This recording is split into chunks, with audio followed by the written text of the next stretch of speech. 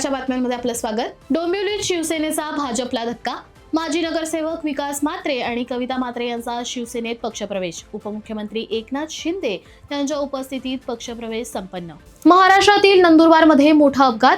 20 ते 30 विद्यार्थ्यांना घेऊन जाणारी शाळेची बस तब्बल 150 फूट खोल दरीत कोसळली।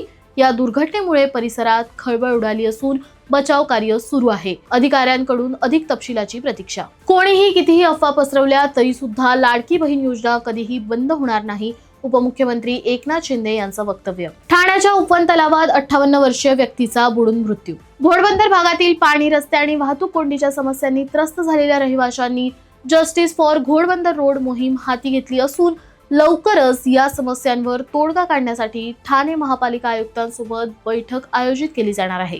शेलू आणि वांगणी येथील घर बांधणी संदर्भात सरकारच्या अध्यादेशावरून संतापलेल्या गिरणी कामगारांनी ठाण्यात स्मरण मोर्चा काढत सरकारला इशारा दिला। ठाणे जिल्ह्यात प्रोजेक्ट महादेवा फुटबॉल निवड चाचणी 40 खेळाडूंची निवड। राज्यस्तरावर निवड होणाऱ्या खेळाडूंना लिओनेल मेसी सोबत खेळण्याची संधी। उल्हासनगरातील चांदणी लेडीज सर्व्हिस बारवर पोलिसांची धाड। 9 महिलांसह 15 जणांना अटक। बदलापूरमध्ये शेजारच्याशी अफेअर असल्याचं गुपित पतीला कळलं। प्रियकरासोबत मिळून पत्नीने केली पतीची हत्या।